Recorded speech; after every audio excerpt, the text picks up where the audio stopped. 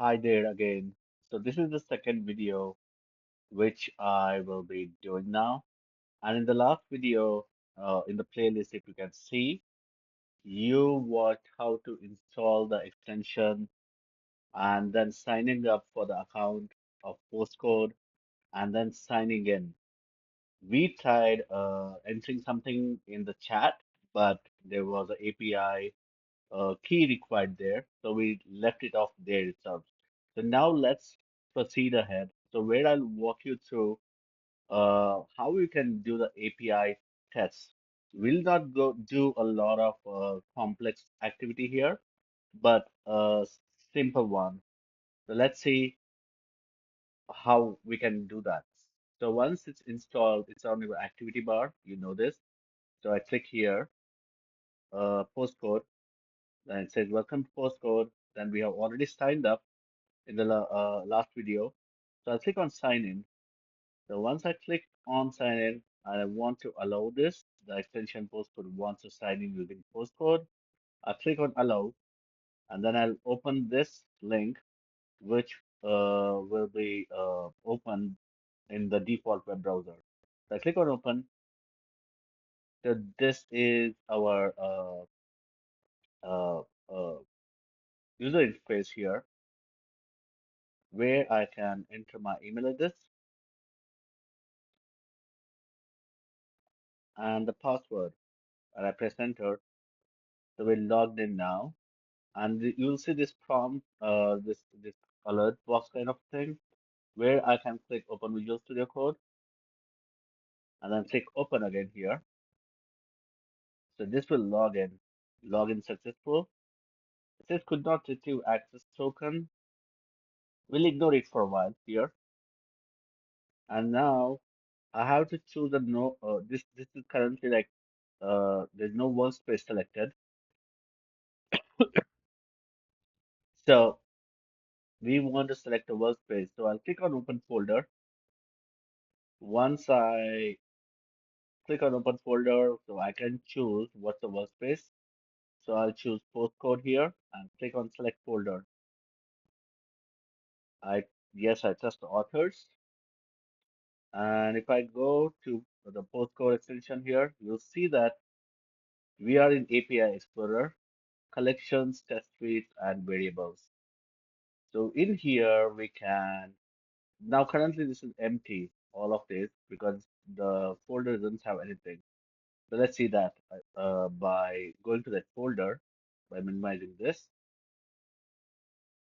So go to the desktop, and in here there is postcode.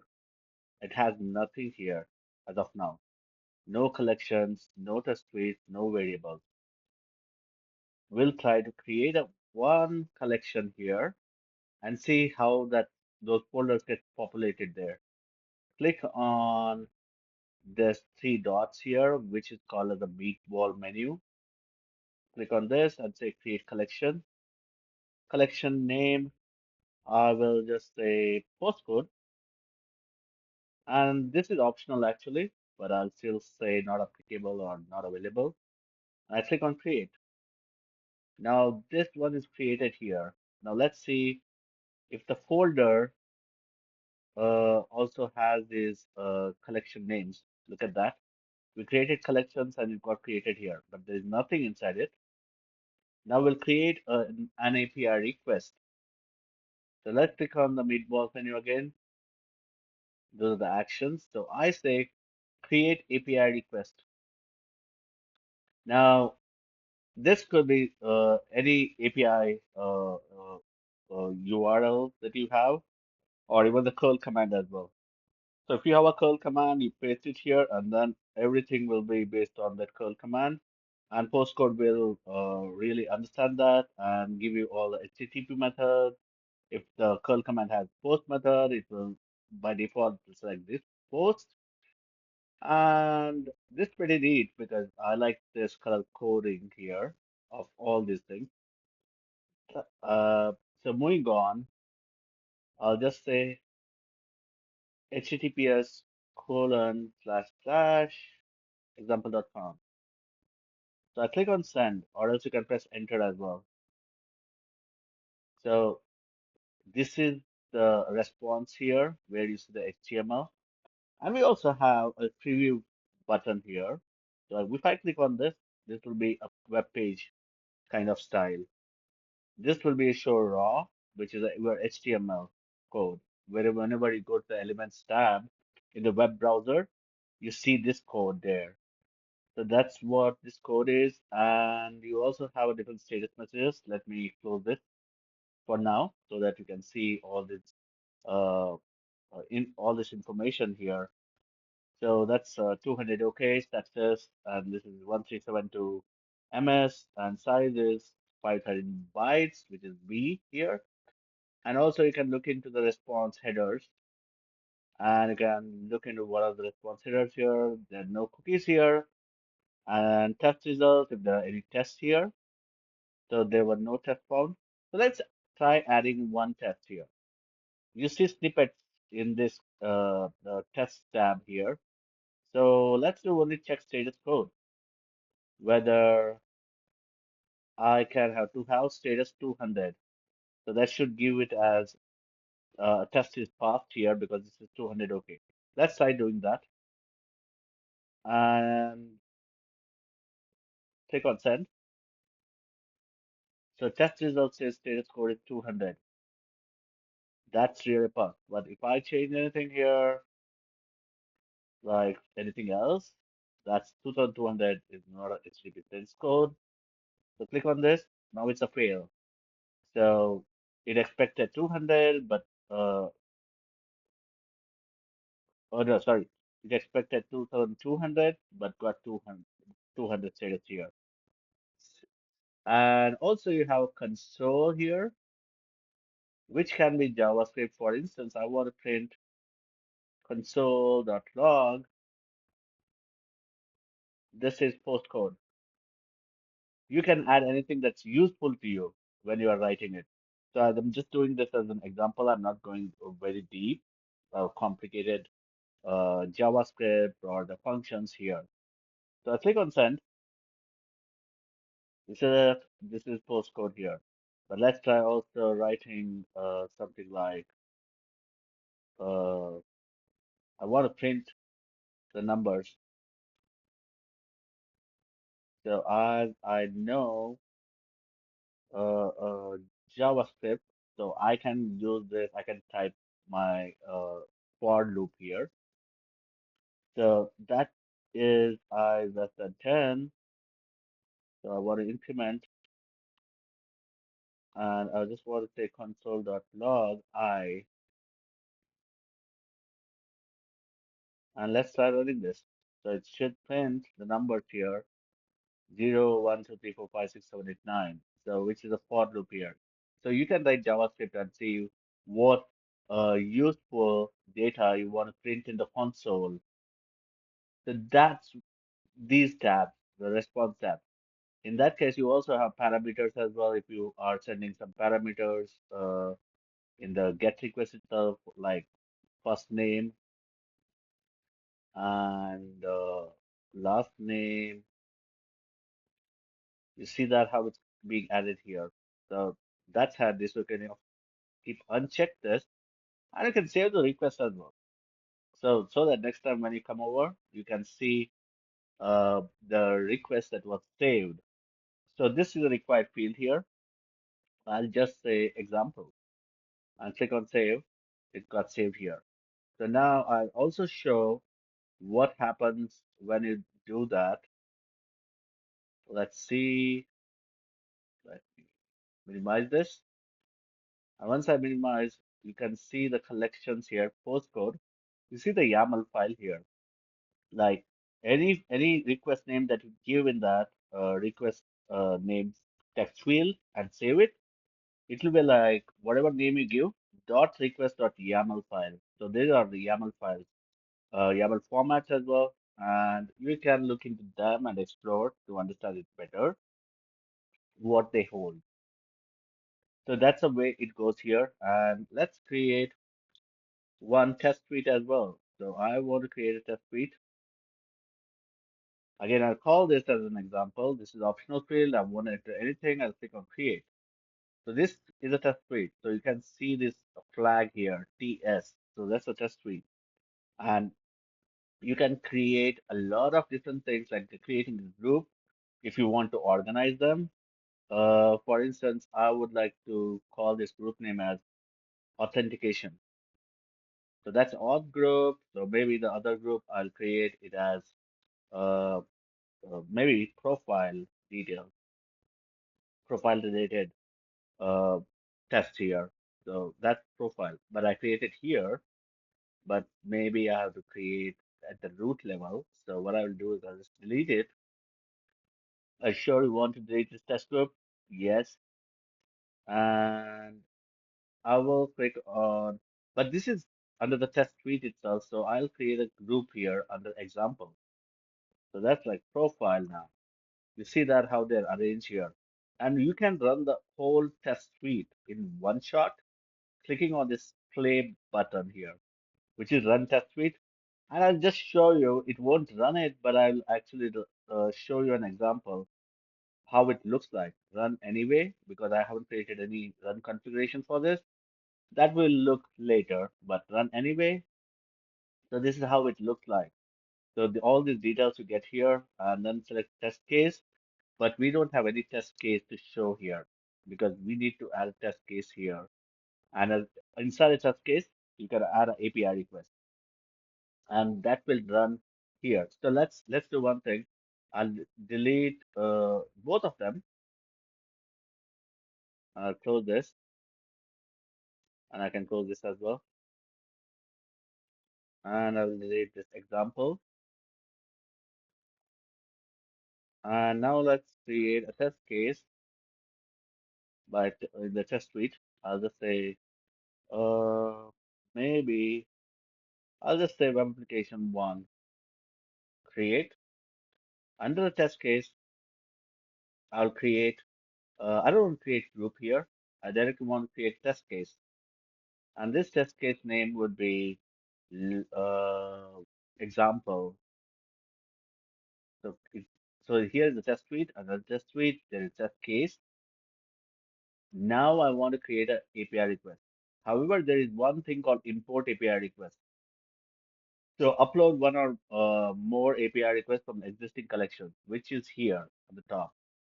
So I want to import the API request of example. So I click here. You see that this is the one which is here. So I check it, and one request is selected. So let me close it off. I click on import. You see that, okay, it got imported here. Now, let's say I want to run this test suite. I click on here. I can also run test case individually.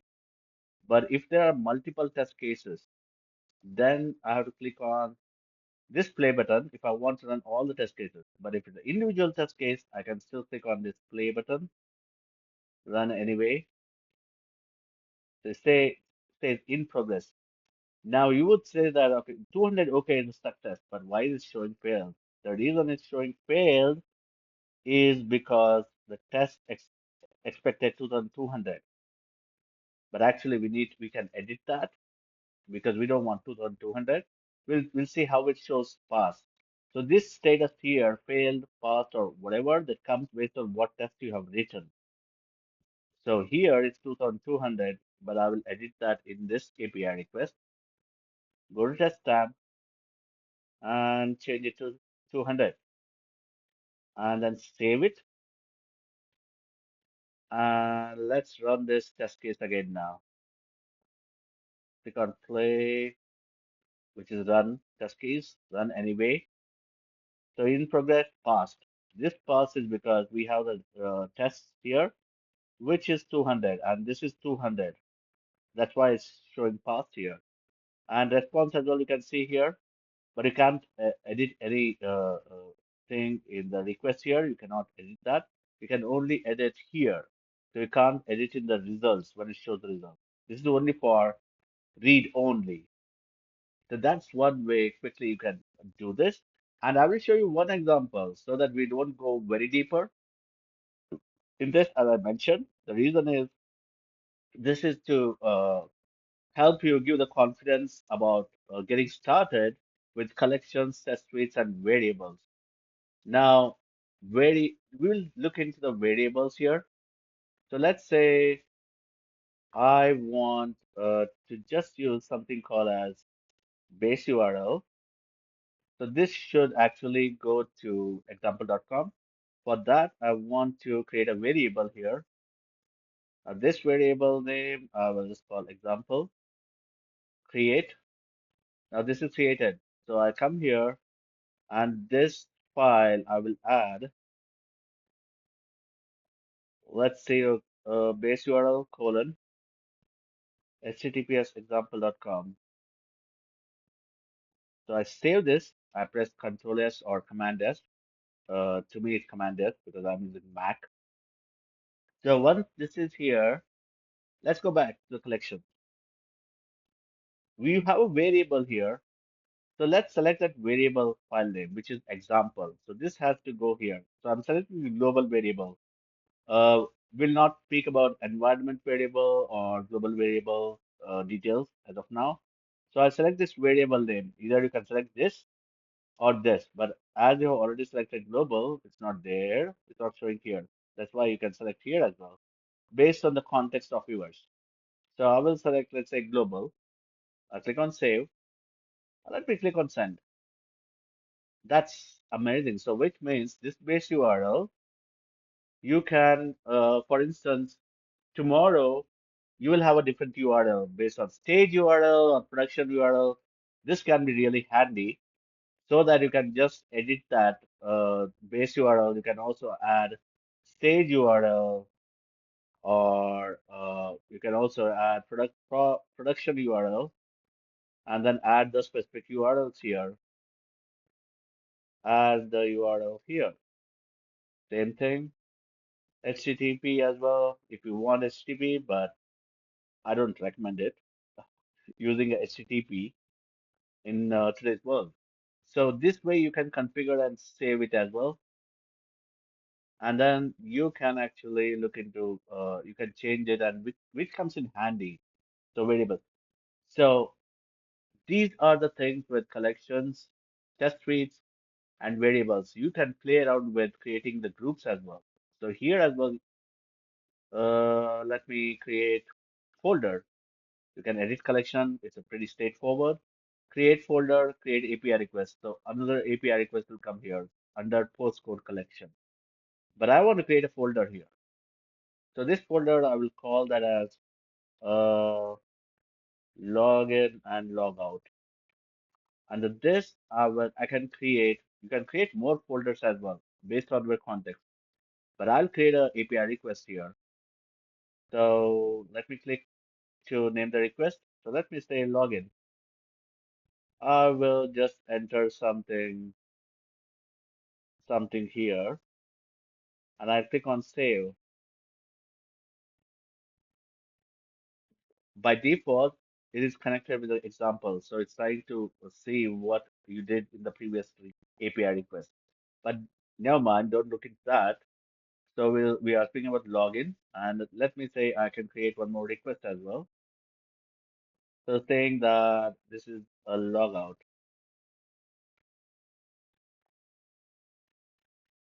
I'll click here, request name, logout. So click on save. You see that it's here. So this is the way how we can keep creating different things. And again, under this, you can create a folder. So as many folders you want to create based on your context. So uh, suit yourself, whatever you want to do, play around with that, and do the feature tuning of the postcode application, looking into different things about this API execution here, individually or test suites and variables. So once this happens, we'll go to the next video later. So thank you very much for just looking into this, and I hope you will get that confidence of running this. So thank you very much and have a good one. Let me close this off. Thank you.